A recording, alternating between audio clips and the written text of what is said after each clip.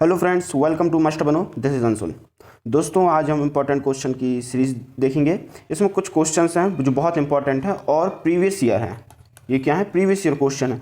कहीं ना कहीं ये प्रश्न आए हुए हैं, तो ये बहुत इंपॉर्टेंट हैं और प्रश्नों को हम थोड़ा जल्दी करेंगे, ठीक है? क्योंकि ये जो है केवल PYQ सीरीज़ है। इसमें इंपॉर्टेंट क्वेश्चन को हम बताते हैं और साथ ही साथ अगर आपको डिटेल वीडियो चाहिए तो आप कमेंट सेक्शन में उस टॉपिक को बता सकते हैं जिसकी आपको डिटेल वीडियो चाहिए। तो दोस्तों, यहाँ पे हम प्रश्नों की भाषा को समझेंगे और उत्तरों को कैसे निकाला जाता है वो देखेंगे, ठीक है? तो चलिए स्टार्ट करते हैं। सॉरी। प्रश्न जो है पहला वो देखते हैं, प्रत्येक अधिगमकर्ता अद्वितीय होता है। पहले प्रश्न देखते थे, हरियाणा टेट में आया हुआ प्रश्न है, ठीक है? पेपर 2 में आया हुआ है, 2013 में आया हुआ है, ठीक है? तो देखते हैं कि प्रश्न कह रहा है अधिगमकर्ता अद्वितीय होता है। इस अर्थात यानी कि इसका अर्थ क्या है? ऑप्शन ए दिया है, कोई भी दो अधिगमकर्ता उनकी योग्यता, रुचियों एवं कौशलों में समान नहीं होते। ऑप्शन बी क्या कह रहा है? सभी अधिगमकर्ताओं के लिए एक उभयनिष्ठ पाठचर्या संभव नहीं है, ठीक है? क्या है? सभी अधिगमकर्ताओं के लिए एक उभयनिष्ठ पाठचर्या संभव नहीं है। तो ये तो हो नहीं सकता क्योंकि उभयनिष्ठ पाठचर्या है, ठीक है? जो सिलेबस आप लोग देखते हैं वो सभी के लिए समान है ना? अगर आप कक्षा तीसरी की बात करें, कक्षा पहली की बात करें, तो सबको एक ही प्रकार की बुक दी जाती है और सब में एक सा सिलेबस होता है। तो ऑप्शन बी तो होगा नहीं। अधिगमकर्ता में कोई भी उभयनिष्ठ गुण नहीं होता, ठीक है? ये तो गलत बात है। कुछ ना कुछ उभयनिष्ठ गुण तो होते ही होते हैं, ठीक है? ऑप्शन सी है, एक विषमांगी कक्षा में सभी अधिगमकर्ताओं की क्षमता को विकसित करना असंभव है। ये गलत बात है, संभव है। तो हमारे पास ऑप्शन ए बचता है जिसमें लिखा है कोई भी दो अधिगमकर्ता। देखिए, निश्चित रूप से बताया गया है कितने? दो अधिगमकर्ताओं उनकी योग्यता, रुचि तथा कौशल में समान नहीं होती, तो वो क्या कहलाते हैं? अद्वितीय कहलाते हैं, यूनिक कहलाते हैं, ठीक है? यूनिक कहलाते हैं, ठीक है? तो प्रत्येक अधिगमकर्ता क्या होते हैं? यूनिक होते हैं, ठीक है? अब यूनिक किस प्रकार से होते हैं? अधिगमकर्ता का संबंध यहाँ पे उनसे है जो बालक सीखते हैं, बालक जो सीखते हैं, है ना? जो अधिगम करते हैं उनको कहा गया है अधिगमकर्ता। तो वो अद्वितीय होते हैं, है ना? क्योंकि सबकी रुचियां अलग होती हैं, सबके कौशल अलग होते हैं, सबकी सीखने की क्षमताएं अलग होती है, सबके योग्यता भी अलग अलग होती है। तो इसलिए ऑप्शन ए इसका सही आंसर होगा, ठीक है? चलिए नेक्स्ट क्वेश्चन देखते हैं। नेक्स्ट क्वेश्चन है, निरीक्षण विधि में किया जाता है, ठीक है? क्वेश्चन क्या है? निरीक्षण विधि से संबंधित है। तो इसमें क्या करते हैं? ऑप्शन ए दिया है, अपने व्यवहारों का अध्ययन, अपना अध्ययन, दूसरे के व्यवहारों का अध्ययन या व्यवहार विश्लेषण। तो देखिए, जो ऑप्शंस दिया है कैसे दिए हैं? अपने अरे निरीक्षण कर रहे हो, ठीक है? अगर एग्जाम्पल के तौर पर आप ले लीजिए, एग्जाम्पल के तौर पर आप किसी बगीचे में गए हैं, ठीक है? और वो बगीचा आपका है, तो आप वहाँ निरीक्षण कर रहे हैं, तो क्या कहेंगे कि आप खुद का निरीक्षण कर रहे हैं या फिर बगीचे का निरीक्षण कर रहे हैं? तो बगीचे का निरीक्षण होगा, है ना? बगीचे का निरीक्षण कर रहे हैं हम, तो कहीं ना कहीं हम दूसरी चीज़ का निरीक्षण कर रहे हैं, ठीक है? तो अपने अपने व्यवहार का अध्ययन ये तो होगा नहीं, अपना अध्ययन ये भी नहीं होगा, और दूसरों के व्यवहार का अध्ययन ये हो सकता है, और व्यवहार विश्लेषण, तो व्यवहार का विश्लेषण तो किया जाता है, परंतु डी ऑप्शन किस में इंक्लूड है? सी में इंक्लूड है कि दूसरे के व्यवहार का अध्ययन। तो दूसरे के व्यवहार का अध्ययन ही किया जाता है निरीक्षण विधि में, ठीक है? निरीक्षण विधि में क्या किया जाता है? दूसरों के व्यवहार का अध्ययन किया जाता है, ठीक है? एक चीज और निरीक्षण विधि से संबंधित आपको एक जानकारी बता दूं, तो वो जो जानकारी है कि अमेरिका में वाटसन ने इस विधि का उपयोग बालकों के प्रथम या प्राथमिक संवेगों के अध्ययन में किया। किसने? जो निरीक्षण विधि है, ठीक है? जो निरीक्षण विधि है इसका जो उपयोग वाटसन ने किया, कहाँ किया? अमेरिका में किया, ठीक है? ये वाटसन ने अमेरिका में किया, किसके लिए? प्राथमिक संवेगों के लिए, बालकों के प्राथमिक संवेगों को जानने के लिए, ठीक है? तो ये इंपॉर्टेंट है, इसको आप लोग याद रखिएगा कि सर्वप्रथम इसका जो उपयोग किया गया संवेगों के अध्ययन के लिए किसने किया? वाटसन ने किया। कहाँ किया? अमेरिका में किया, ठीक है? या फिर प्रश्न ऐसा आ सकता है कि प्राथमिक संवेगों के अध्ययन के लिए उचित विधि हो सकती है, तो निरीक्षण विधि, ठीक है? तो ये आप लोग याद रखिएगा, ठीक है? ये देखिए वाला जो क्वेश्चन है बिहार टेट में आया हुआ है 2013 में, ठीक है? तो ऐसे क्वेश्चनों से क्या है कि आपको प्रश्न की भाषा समझ में आएगी और खुद का एनालाइज आप लोग अच्छे से कर सकेंगे, ठीक है? नेक्स्ट क्वेश्चन देखते हैं, मस्तकधुमुखी एवं निकट से दूर का क्रम किस क्रिया का अंग है? तो आई होप सो कि बहुत लोगों को पता होगा कि ये किसका अंग है, विकास का अंग है। विकास का सिद्धांत होता है, दिशा का सिद्धांत, एक मस्तकधुमुखी सिद्धांत होता है और निकट से दूर सिद्धांत होता है। ठीक है, तो इसको कैफेलोकाउडल बोलते हैं और इसको प्रॉक्सिमोडिस्टल बोला जाता है। ठीक है, मस्तकधुमुखी में क्या होता है, सिर से पैर की ओर विकास होता है, और निकट से दूर में क्या होता है, आंतरिक से बाह्य की ओर विकास होता है।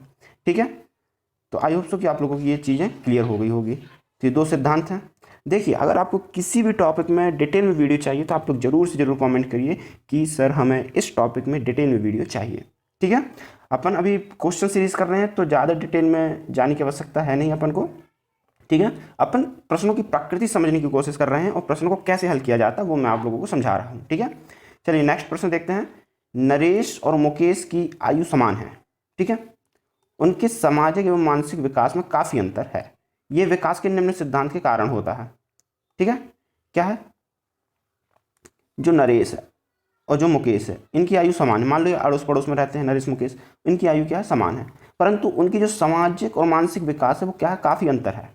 ठीक है, आप इस तरीके से और समझ सकते हैं इसको कि नरेश जो है वो क्या है, अंतर्मुखी है। ठीक, और मुकेश है बहिर्मुखी। ठीक है, ये सामाजिक अंतर हो गया।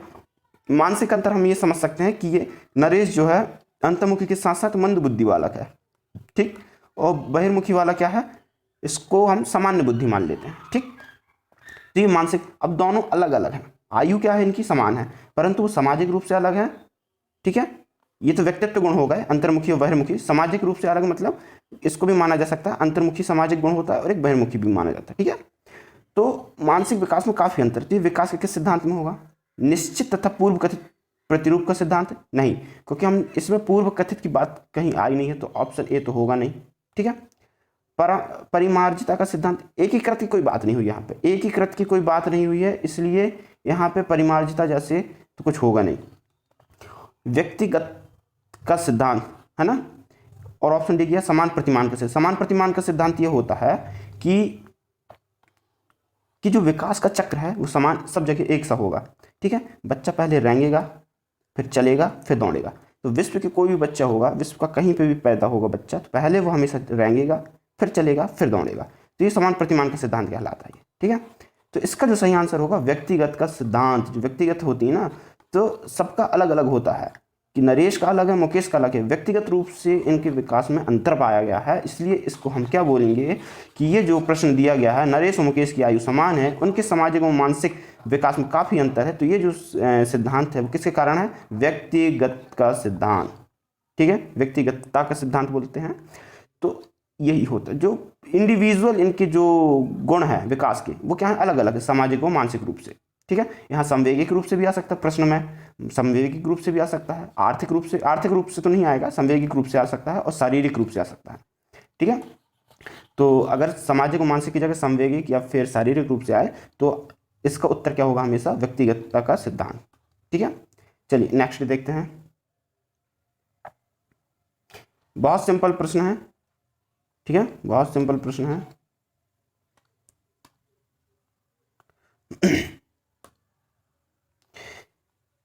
मानव जाति में विकास होता है बाल्यावस्था से अंत तक, किशोरावस्था से अंत तक, प्रौढ़ावस्था से प्रारंभ तक। ये तो ऑप्शन शुरू से ही गलत लग रहा है, प्रौढ़ावस्था से प्रारंभ तक कोई बात ही नहीं होती है ना, या फिर जीवन पर्यंत। तो देखिए मानव जाति में विकास, तो आप लोग मानव जाति को एक मिनट भूल जाइए। विकास होता है, क्या होता है, विकास हमेशा क्या होता है, जीवन पर्यंत होता है। विकास हमेशा क्या होता है, जीवन पर्यंत होता है। ठीक है, निरंतरता का सिद्धांत आपने सुना होगा, जीवन पर्यंत चलता है विकास। ठीक है, तो विकास क्या होता है, हमेशा जीवन पर्यंत होता है। आई होप सो कि आप लोग के लिए, देखिए हरियाणा टेट में आया हुआ है 2013 की बात। ठीक है, चलिए नेक्स्ट क्वेश्चन देखते हैं।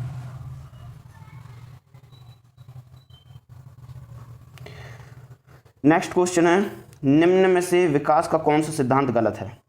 ठीक है, इसके ऑप्शन हैं, सी बी यही लिख देता हूं मैं। ठीक है, ताकि प्रश्न को खिसकाना ना पड़े। सी में क्या लिखा है, सी में एक मिनट में देख लेता हूँ। सी में क्या लिखा है, सी में लिखा है विकास के व्यक्तिक भिन्नता का सिद्धांत, है ना,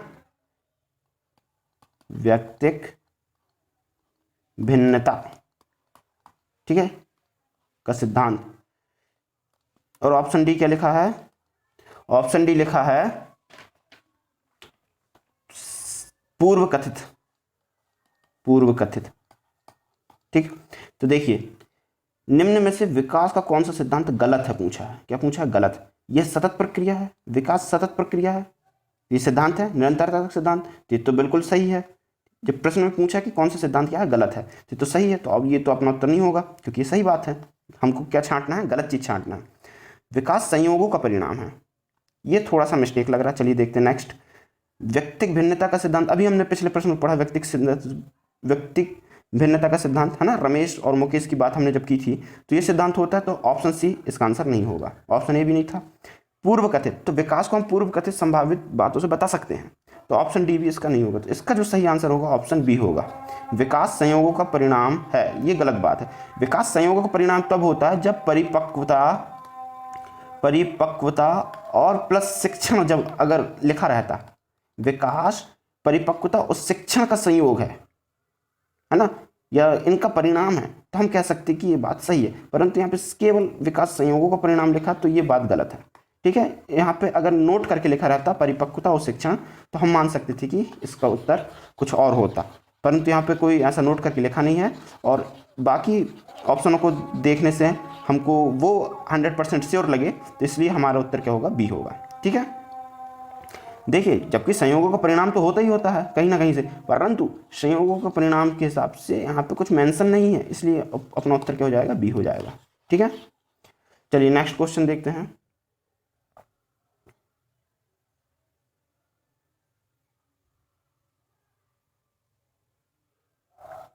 नेक्स्ट क्वेश्चन है, फ्रायड की विकास अवस्थाओं के अनुसार किस अवस्था को प्रारंभिक विद्यालय आयु समझा जाता है? ठीक है, क्या है? प्रारंभिक विद्यालय आयु कब समझा जाता है? मुखावस्था को, गुदावस्था को, अव्यक्तता अवस्था को, या शैशव अवस्था को? मेरे हिसाब से यहाँ शैशव अवस्था होगा, ठीक है। यहाँ पे कौन सी अवस्था होगी? शैशव अवस्था होगी। तो आई होप सो कि शायद यहाँ पे कुछ मिसप्रिंट है, तो इसका उत्तर हालांकि डी ही होगा, क्योंकि मुख्य अवस्था, गोदावस्था और अव्यक्त अवस्था में विद्यालय तो जा ही नहीं सकता बालक, क्योंकि वो निर्भर रहता है, ठीक है। तो शैशव अवस्था में निर्भर रहता है, परंतु उस प्रकार से परिपक्व हो जाता है कि वो विद्यालय जा सके, ठीक है। तो इस क्वेश्चन को थोड़ा सा हम स्किप करेंगे, इसको सुधार के मैं अगली नेक्स्ट वीडियो में और अच्छे से लाऊंगा, ठीक है। तो नेक्स्ट क्वेश्चन की ओर अपन चलते हैं। नेक्स्ट क्वेश्चन है, विशेष अवधि के दौरान, क्या है? विशेष अवधि के दौरान विकास प्रगति करता है। विकास क्या करता है? प्रगति, लेकिन इस अवधि में समायोजन के लिए विराम लेता है, ठीक है। समझ लीजिए, विकास गया, प्रगति किया, परंतु कुछ देर के लिए विराम ले लिया, ठीक है। किस लिए? समायोजन के लिए। एक प्रकार से बैक आ रहा है, फिर से समायोजन के लिए, फिर आगे बढ़ रहा है, फिर समायोजन, फिर आगे, ठीक है। तो यह विकास निम्नलिखित में से किस नियम का अनुसरण करता है? निरंतरता का? नहीं, निरंतरता करता तो विराम तो होता ही नहीं, ठीक है। निरंतरता का अगर होता सिद्धांत तो विराम तो होता ही नहीं, तो ऑप्शन ए नहीं होगा। समन्वय का सिद्धांत, कोऑर्डिनेशन, तो कोऑर्डिनेशन हम कह सकते हैं, परंतु यहाँ पे प्रगति भी हो रही है, तो इसलिए कुछ समन्वय जैसा संबंध यहाँ पे नहीं हो रहा, कुछ परिस्थिति की बात नहीं हुई, इसलिए समन्वय का सिद्धांत नहीं होगा। चक्राकार प्रगति का सिद्धांत ये हो सकता है। नेक्स्ट देखते हैं, समान प्रतिमान का सिद्धांत, तो प्रतिमान जैसे यहाँ पे कोई बात ही नहीं हुई है, समायोजन और प्रगति की बात हुई है, ठीक है। यहाँ पे कोई उस विषय की बात नहीं हुई है कि जो समान प्रतिमान, जो एक चक्र चलता है, ठीक है ना, जो कि जैसे कि बालक पहले रेंगेगा, फिर चलेगा, फिर दौड़ेगा, ठीक है। तो वो समान प्रतिमान यहाँ पे कोई बताया नहीं है, तो यहाँ का जो सही उत्तर होगा वो होगा ऑप्शन सी, चक्राकार प्रगति का सिद्धांत। चक्राकार प्रगति का सिद्धांत मतलब ये देखिए, पहले विकास प्रगति कर रहा है, फिर समायोजन के लिए विराम हुआ, फिर प्रगति किया, फिर समायोजन के लिए विराम, तो कुछ इस प्रकार से चक्राकार या सर्पिलाकार हम बोल सकते हैं। तो इस प्रकार से विकास क्या होता है? चलता है, ठीक है। तो इस प्रश्न के अनुसार हमारा जो उत्तर होगा क्या होगा? सी होगा, ठीक है। नेक्स्ट देखते हैं।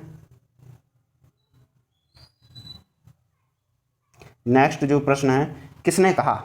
ये इंपॉर्टेंट प्रश्न है, इसको थोड़ा अच्छे से देखिएगा। किसने कहा एक व्यक्ति का दूसरे व्यक्ति से अंतर, एक व्यक्ति का दूसरे व्यक्ति से अंतर एक सार्वभौमिक घटना जान पड़ती है? तो ये किसने कहा है?